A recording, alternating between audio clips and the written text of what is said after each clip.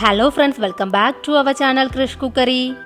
இன்னைக்கு நாம ரொம்ப ஹெல்த்தியான இஞ்சி தீயல் எப்படி ரொம்ப ஈஸியா டேஸ்டியா செய்யலான்னு தான் பார்க்க போறோம். இந்த இஞ்சி தீயல் பருப்பு குழம்பு, சாம்பார் சாதம், அதுக்கப்புறமா தயிர் சாதத்து கூட எல்லாம் வச்சு சாப்பிட்றதுக்கு ரொம்பவே டேஸ்டியா இருக்கும்.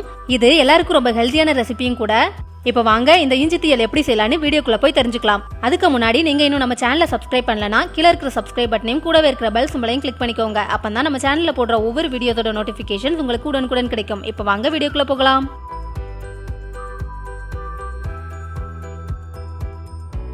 இஞ்சி தீயல் செய்யறதுக்காக இஞ்சியை நல்லா கிளீன் பண்ணிட்டு நல்லா இந்த மாதிரி சின்ன சின்னதாக கட் பண்ணிட்டு அதில் 1 கப் எடுத்து வச்சிருக்கிறேன். அதே மாதிரி பூண்டையும் இந்த மாதிரி சின்ன சின்னதாக கட் பண்ணிட்டு அதில் 1/4 கப் எடுத்து வச்சிருக்கிறேன். இப்போ ஸ்டவ்ல ஒரு பேன் வச்சுட்டு அதில் 1 டேபிள் ஸ்பூன் நல்லெண்ணெய் ஊற்றிக்கலாம். எண்ணெய் நல்லா ஹீட் ஆனதுக்கு அப்புறமா அதில் ஒரு சின்ன துண்டு பெருங்காயம் சேர்த்துக்கிறேன். கூடவே 1 டீஸ்பூன் வெந்தயம் சேர்த்துக்கிறேன். வெந்தயம் நல்லா பொரிஞ்சதுக்கு அப்புறமா 1 டீஸ்பூன் ஜீரகம் போட்டுக்கிறேன். இப்போ இதை எல்லாத்தையும் நல்லா கலரி விட்டுக்கலாம். இப்போ இதுல கட் பண்ணி வச்சிருக்கக்கூடிய இஞ்சியை போட்டுக்கிறேன். அடுத்ததா கட் பண்ணி வச்சிருக்கக்கூடிய பூண்டு போட்டுக்கிறேன். இப்போ இது எல்லாத்தையும் சேர்த்து நல்லா கலரி விட்டுக்கலாம். இப்போ இந்த இஞ்சியும் பூண்டும் லைட் கோல்டன் கலர் ஆகுறது வரைக்கும் நல்லா வதக்கி எடுத்துக்கோங்க. இது சீக்கிரமே வதங்குறதுக்கு ஒரு டிப்ஸ் இருக்குது. இஞ்சியையும் பூண்டையும் சின்ன சின்னதாக கட் பண்ண உடனேயே அதை ஒரு பேப்பர் இல்லைனா ஒரு பிளேட்ல கொஞ்ச நேரத்துக்கு போட்டு லைட்டா ட்ரை ஆக வச்சுக்கோங்க. அதுக்கப்புறமா இதில் சேர்த்து வதக்குனீங்கன்னா சீக்கிரமே வதங்கிரும். ரொம்ப நேரத்துக்கு வதங்க வைக்க தேவையில்லை. சப்போஸ் நீங்கள் இஞ்சியையும் பூண்டையும் கட் பண்ண உடனே இதில் போட்டிங்கன்னா வதங்குறதுக்கு ரொம்ப டைம் ஆகும். அதனால லைட்டாக ட்ரை ஆனதுக்கு அப்புறமா இதில் போட்டு வதக்குனீங்கன்னா சீக்கிரமே வதங்கிரும். இப்போ இது லைட் கோல்டன் கலர் ஆகி நல்லா வதங்கிடுச்சு. இந்த டைமில் ஸ்டவ்வை உடனே ஆஃப் பண்ணிவிட்டு இதை நல்லா ஆற வச்சுக்கலாம். இதை நல்லா ஆறுனதுக்கு அப்புறமா ஒரு மிக்ஸி ஜாரில் போட்டுக்கலாம்.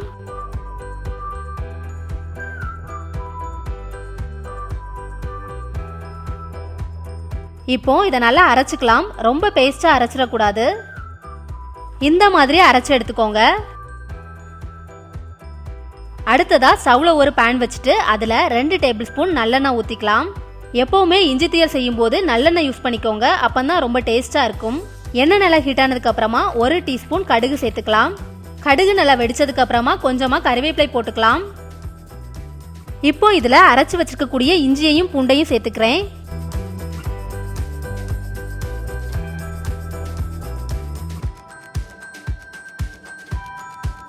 இப்போ இது எல்லாத்தையும் சேர்த்து நல்லா கலந்து விட்டுக்கலாம்.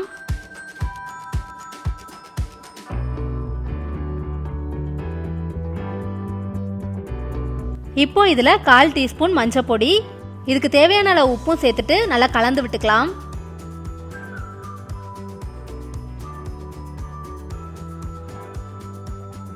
இப்போ ஒரு சின்ன நெல்லிக்காய் சைஸ் அளவுல புளி கரைச்சி வச்சிருக்கிறேன். அந்த தண்ணியை இதுல சேர்த்துக்கிறேன்.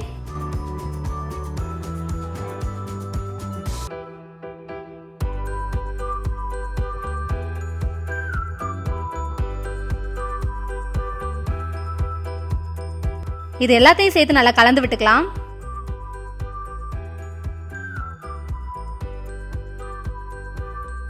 இப்போ இதுல 1/2 ஸ்பூன் மிளகாய் தூள் சேர்த்துக்கலாம்.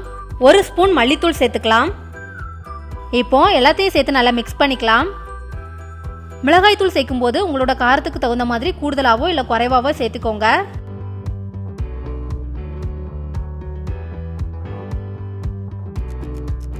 இப்போ இந்த காரத்தை பேலன்ஸ் பண்றதுக்காக ஒரு துண்டு சர்க்கரை சேர்த்துக்கலாம். இந்த சர்க்கரை அந்த ஹீட்லயே உடனே கரைஞ்சிரும். இது நல்லா கொதிச்சு அந்த தண்ணி எல்லாம் குறைஞ்சு அது நல்லா திக்காகிறது வரைக்கும் நல்லா கிளறி விட்டுக்கோங்க. ஏற்கனவே நாம இஞ்சியையும் பூண்டையும் வறுத்து சேர்த்துக்கிறதுனால இது சீக்கிரமே ரெடி ஆகிரும். ஒரு 5 நிமிஷத்துக்குள்ளே ஆகிரும். இப்போ இது நல்லா திக்காகி இருக்குது. இப்போ பாத்தீங்கன்னா நம்ம சேர்த்திருந்த எண்ணெய் மேலே பிரிஞ்சு தனியா வந்து நிக்குது. இப்போ இது நல்லா குக் ஆயிடுச்சு. உடனே ஸ்டவ் ஆஃப் பண்ணிக்கலாம். இவ்வளவுதான் ரொம்ப டேஸ்டியான இஞ்சி தீயல் ரெடி ஆயிடுச்சு. இந்த மாதிரி கண்டிப்பா செஞ்சு பாருங்க.